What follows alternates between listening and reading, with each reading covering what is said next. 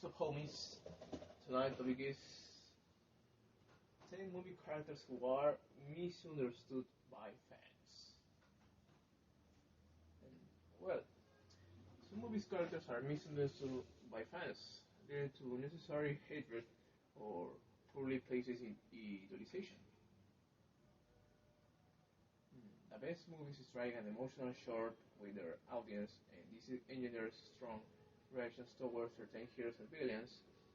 That being said, some viewers can get so lost in their reactions towards a character that they may misunderstand them. This miscommunication can manifest in misplaced fan worship or irrational hatred.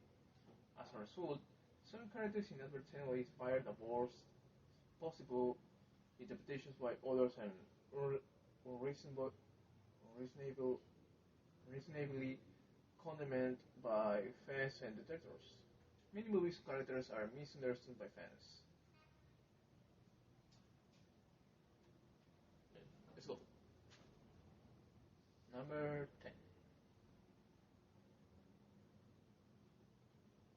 Star Wars: The Last Jedi. Admiral Holdo was just doing her job.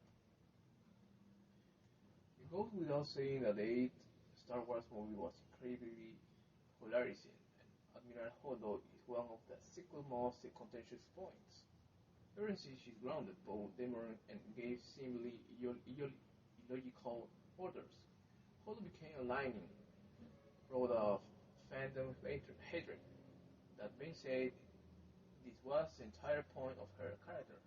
The Last Jedi made them was failure and bouncing back from it, and even an authority figure like Holdo wasn't immune to making grave mistakes. Holdo made some right calls such as putting a short-sighted bow in his place, but she also paid a price for being condescending to him. Some viewers, however, only show Holdo as an only annoying and nagging obstruction. Well, number 9. Aliens. The colonial marines were meant to be a joke.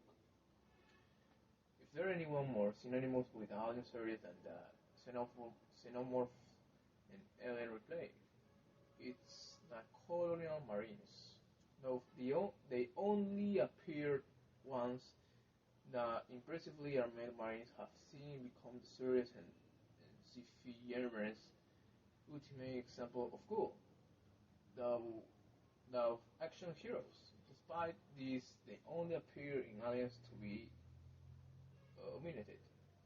The colonial marines may have tons of bravado and firepower, but they were quickly matched by the xenophobes and had to be saved by Ellen, a civilian. Both they were violent, tiny, clueless, and expendable pawns. Although they were soundly humiliated, the Marines succeeded one up, sparing unique clones in derivative sci-fi worlds. Number 8. 500 Days of Summer.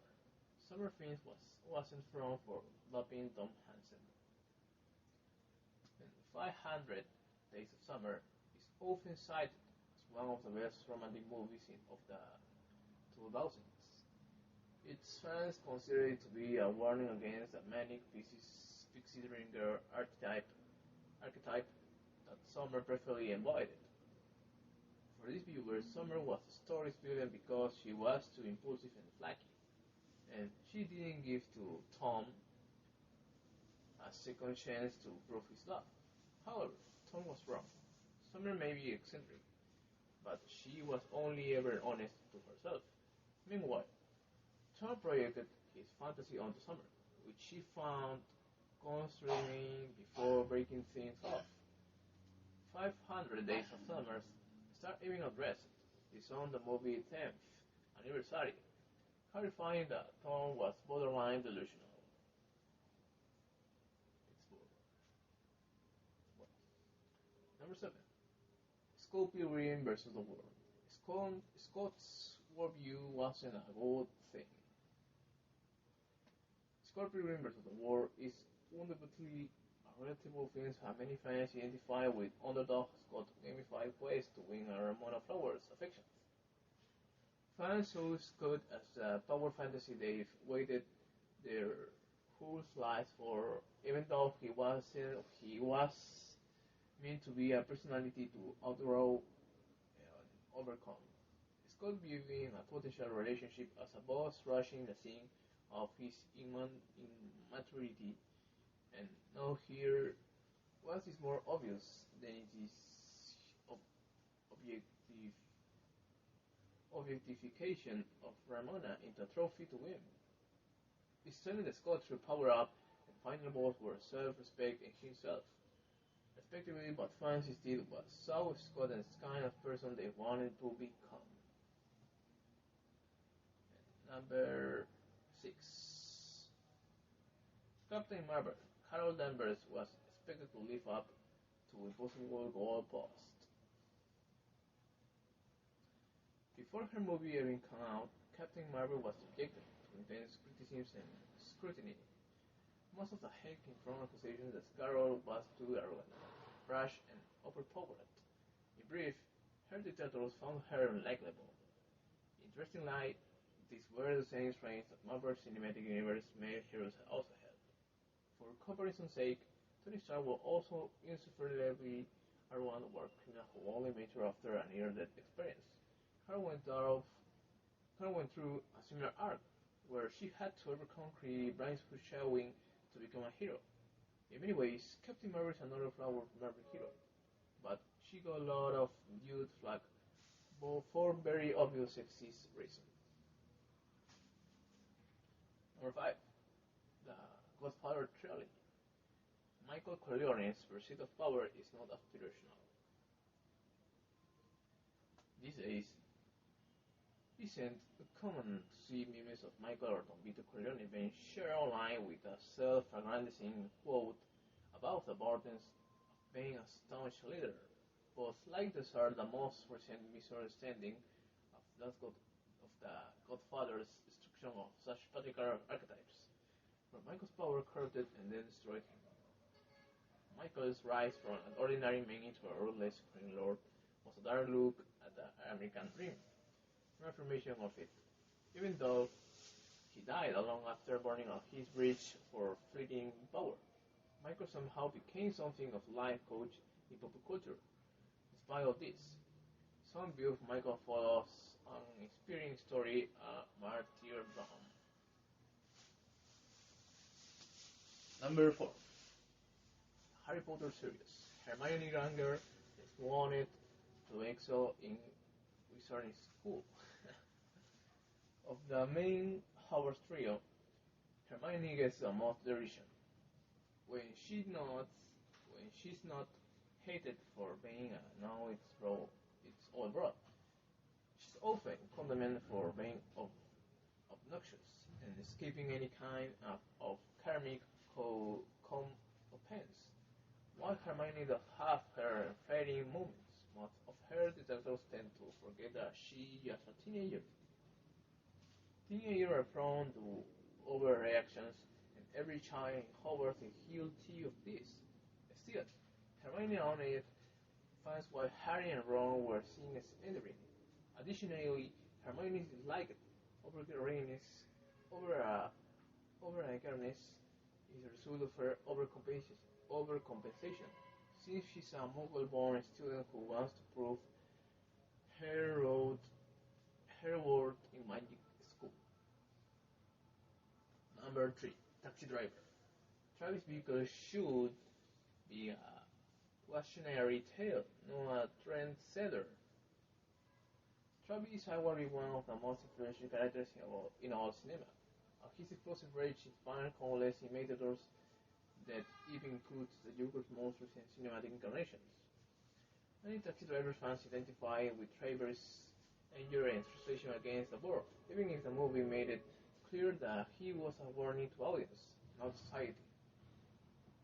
Even momentarily ignoring its deliberately after happy ending, Taxi Driver overly showed in Travis' bitterness to be more pathetic and self-absorbed than justified and righteous Instead of being terrifying by such a character, fans latched onto Travis' detachment and modeled their own edgy and nihilistic worldviews on his. Number 2, The Twilight Saga.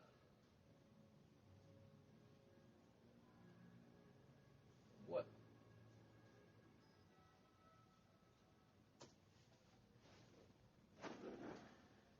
Bella show got too much hate for being a self-insert.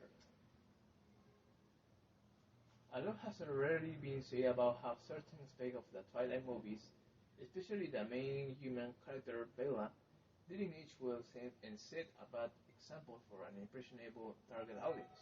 In brief, Bella was hated by many for being a blank slate who only existed to fulfill author Stephen Meyer's wishes. As bad as this may sound, there's nothing inherently wrong or even new about self-insert or romantic power fantasies. At her worst, Bella was an original and passive romantic lead, but she got more ridiculous than her contemporaries because Twilight was spewed and as insult toward the public edgy, make-coded interpretation of vampires. Number 1, my favorite movie, Fight Club. Tyler Durden was a male power fantasy. It goes without saying that Fight Club is one of the most misunderstood pieces of satire ever made. One of its biggest jokes was the impossibly macho Tyler, as he was the unremarkable Uniman narrator's power fantasy incarnate. Despite Fight Club making it clear that such an illicit man can only exist in one's imagination, many sincerely look up to Tyler. Another point is that Hammer is that someone like Tyler is dangerous to society and those around him. And yet, his real-world fans take his reductive crusade against emasculation as true. Fight Club ended with the narrator finding his confidence by killing with his wish-fulfilling Tyler personality, but some fans erroneously choose to keep their Tyler alive. Then, well, that's all.